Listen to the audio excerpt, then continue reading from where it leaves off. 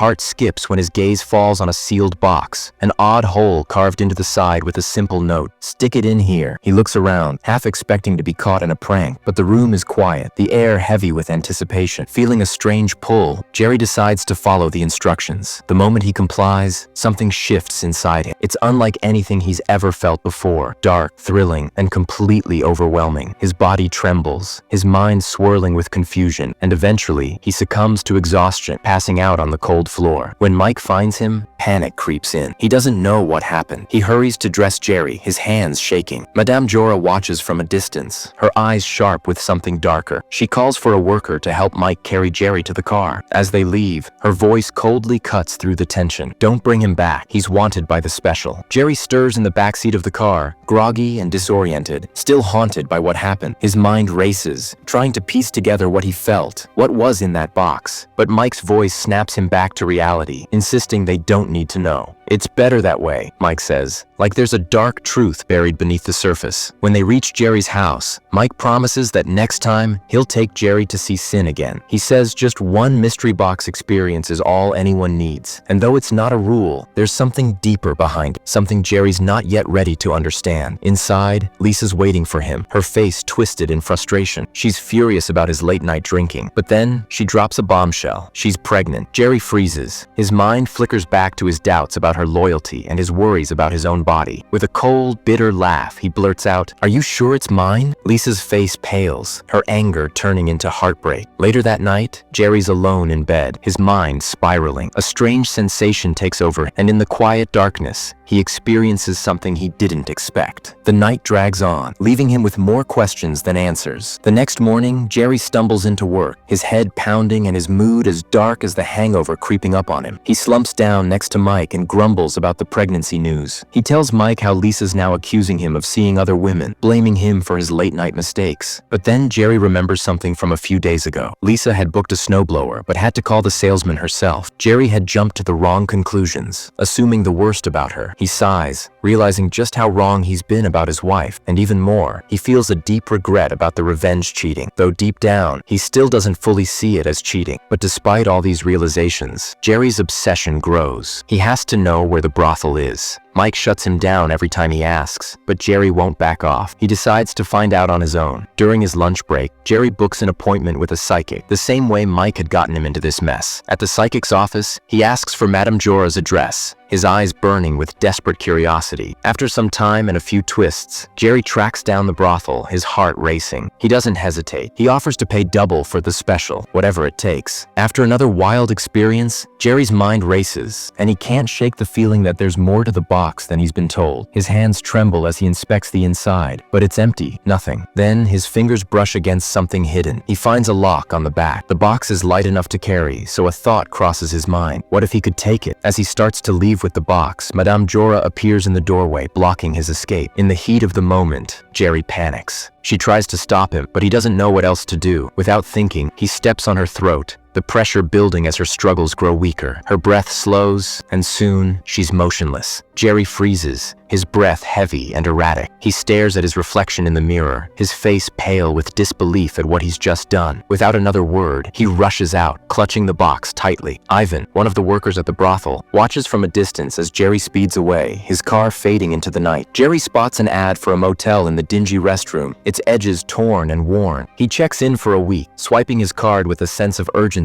The motel owner gives him a rundown of the rules, explaining he has to clean up the room before checking out. Jerry listens, but his mind is elsewhere. He quickly hides the box under the bed, then coldly tells the housekeeper not to enter his room, not for anything. Meanwhile, at the brothel, a detective examines the scene. He mutters something about Madame Jora's real name, Anna Grabinsky, his voice low and steady. Ivan, standing nearby, insists that he's the only employee, the sole security guard keeping the place under control. But the detective isn't fooled. He catches the faint smell of cigarette smoke lingering in the air, something that doesn't fit with the clinic vibe. His suspicion grows, But Ivan stays calm, answering every question with practiced ease, refusing to let anything slip. Jerry can't stop thinking about the box. The memory of that strange, powerful experience haunts him every night. He keeps reliving the moment, his mind swirling with curiosity about what's inside. One day, he discovers a mysterious fluid inside the box, and when he touches it, it sparks something deep inside him, something he can't ignore. When he gets home, Lisa's waiting, her eyes filled with suspicion about his late-night work meetings. Jerry tries to use the fluid again, desperate for the same sensation, but Lisa interrupts him before he can. Frustrated, he ends up sleeping with her instead, though his mind is still elsewhere. The next morning, Lisa calls Mike, her voice full of concern. She tells him that Jerry's been acting distant, treating her like a one-night stand. It's making her wonder if he's still loyal to her. Mike relays her concerns to Jerry, but instead of listening, Jerry snaps, furious that Mike is talking to his wife behind his back. His anger bubbles over, but deep down, he's still not sure what to make of it all. As Lisa showers,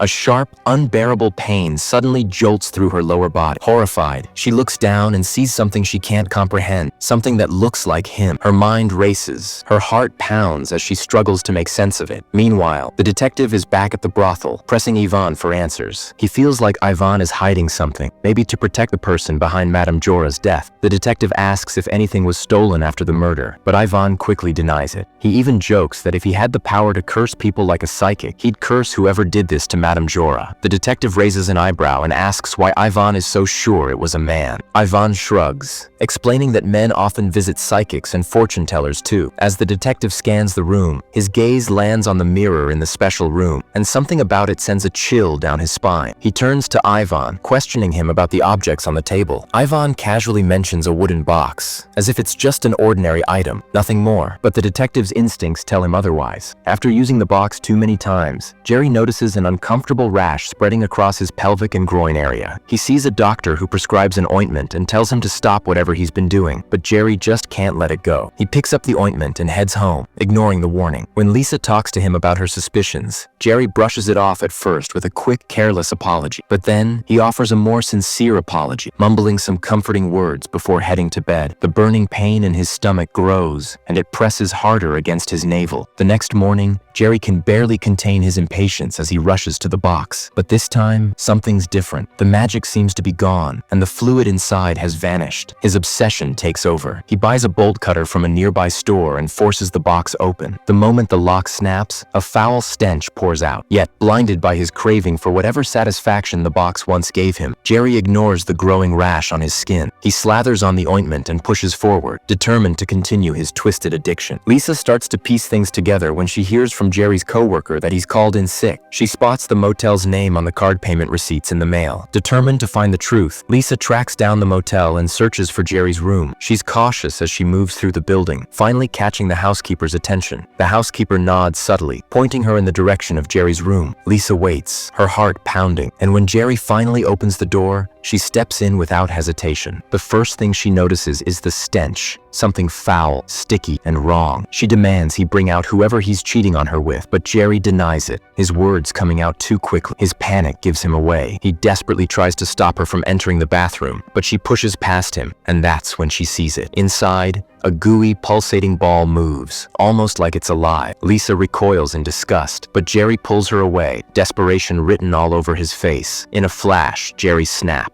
With no remorse, he grabs her by the throat and tightens his grip until she goes limp. When she passes out, Jerry doesn't show a shred of guilt. Instead, he strokes the disgusting living ball with the same affection he once showed his wife. But then, in a panic, Lisa gasps for air and stirs back to life. In a moment of cold fury, Jerry stabs her with the bolt cutter, his face blank and emotionless. The last shred of humanity within him is gone. Jerry moves quickly, cleaning up every trace of the terrible thing he just did. Once he's done, he heads back home, where the salesman with the snowblower is waiting for him. Jerry acts rude and dismissive towards him, not even caring. Then, with a coldness in his eyes, Jerry takes the slimy, pulsating ball to the bathtub and his wife's lifeless body to the attic. He decorates the attic with drapes and lights, almost lovingly as he caresses the strange mass, his mind far from from what he once was. Meanwhile, Mike watches the news. He sees Ivan on TV speaking urgently. Ivan warns whoever killed Madame Jora and took the box, telling them he knows exactly what's happening to the person behind it. Ivan claims he is the only one who can stop the chaos. Mike jumps to his feet, rushing out as fast as he can. Jerry checks out of the motel and hands the keys back to the owner. The owner, curious about Jerry's stay, asks what he could have needed the room for. Noting that Jerry doesn't seem like the usual type of client, he jokingly asks if Jerry was a fugitive, molester, or even a murderer. Mike sneaks into Jerry's house through the garage looking for Lisa. He finds the strange room Jerry decorated, but it's empty. Outside, Jerry is seen tossing the box and bolt cutter into the trash, but the disgusting, greasy blob is still hidden at his place. Mike finds it and becomes more worried than ever. Jerry comes back, almost happy to see Mike. His rashes have spread up to his neck, and Mike can't hold back his concern. Mike warns him about Ivan's message and suggests he should visit Ivan for help. Jerry laughs at the idea that he could be linked to Madame Jora's death just because he stole the box. When Mike pushes Jerry to go to the hospital, Jerry's temper flares. He's furious that Mike came into his house without asking. Mike tries to reason with him, saying that if Jerry really did hurt Jora, he can help make it right. Jerry, growing more defensive, quickly changes the subject and brings up Lisa. Mike is shocked, and before he can process what just happened, Jerry starts blaming him for everything that's gone wrong. The argument quickly turns violent when Jerry chokes Mike with a plastic bag until he stops breathing. Jerry, with no sign of regret, goes to bed, hugging his magic ball for comfort. By morning, the rashes have spread all over his face and his teeth are trembling. He notices that something is wrong with the ball. The doorbell rings, and it's his friends showing up for his birthday, but Jerry refuses to let them in. When he returns to the room, the ball has shrunk into a small, black, jelly-like substance. Jerry stares at it, mourning its loss. Jerry eventually heads to meet Ivan, his face now completely covered in rashes. He looks different, almost like a sober version of himself. Ivan takes the remains of the ball, saying he'll try to fix it, but it will cost Jerry. Jerry casually mentions that the ball works for women too, adding that he tried it on his wife. Jerry asks Ivan if he can join his team, and to his surprise, Ivan agrees. As Ivan carefully carves a wooden version of the box, Jerry's condition worsens. His hair and teeth begin to fall out, and his skin starts to burn and melt. The box is nearly finished, but Jerry is now barely recognizable. His body has become a twisted, inflamed mass of flesh, and his skin melts like candle wax. In the final moments, Ivan takes Jerry's deformed head and places it in the new box, now called Stick It In Here. The detective visits Ivan with new evidence. Jerry's DNA was found on Madame Jora's money bills. Ivan quickly denies knowing Jerry. He notices the detective staring at his employees, so he tries to change the subject by offering him something more interesting, the special.